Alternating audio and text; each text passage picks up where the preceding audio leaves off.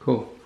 Morning, it's Wednesday the 16th of November and it's weigh-in time. You go 13 stone 11.6. I have started eating more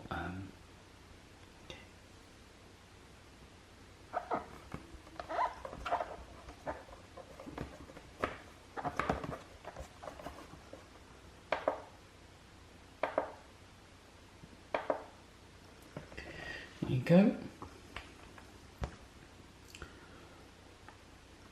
More what I hear you say, Dill. I obviously got too focused on the technology of pressing a button on my scales. So more complicated cooked foods, that's what I was going to say. So okay, there's been some unforeseens, things like, oh, that's paint on my glasses, by the way.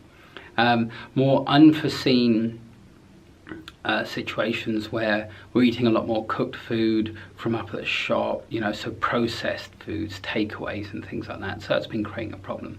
But of course, as I'm weaning myself off of that, I'm still kind of wanting a little bit of that. So what we've decided to do is do more complicated cooked food dishes.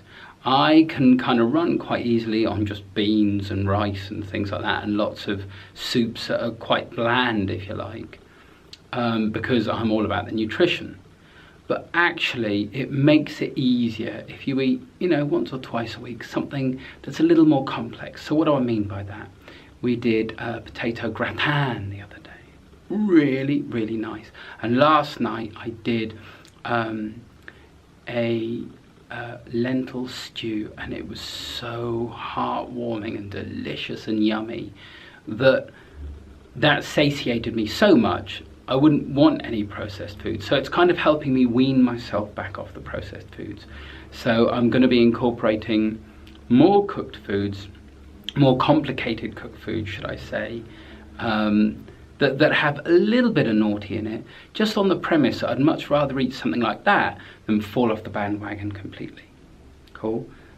Of course, I'm not going to be falling off the bandwagon, but it makes it much easier on the willpower.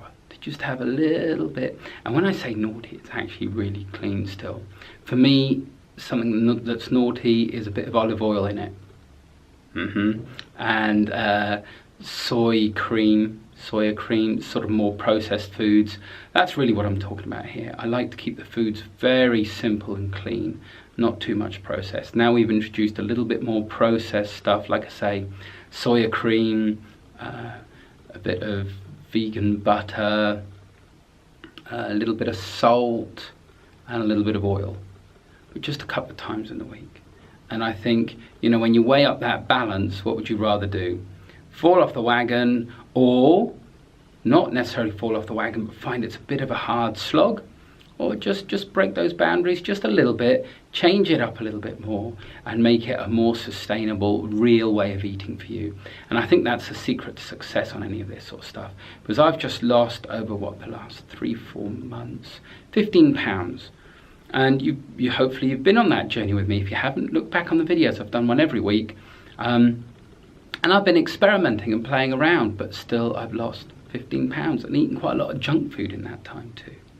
Cool. My whole process, I checked it out the other day because a colleague, a friend of ours, didn't believe it.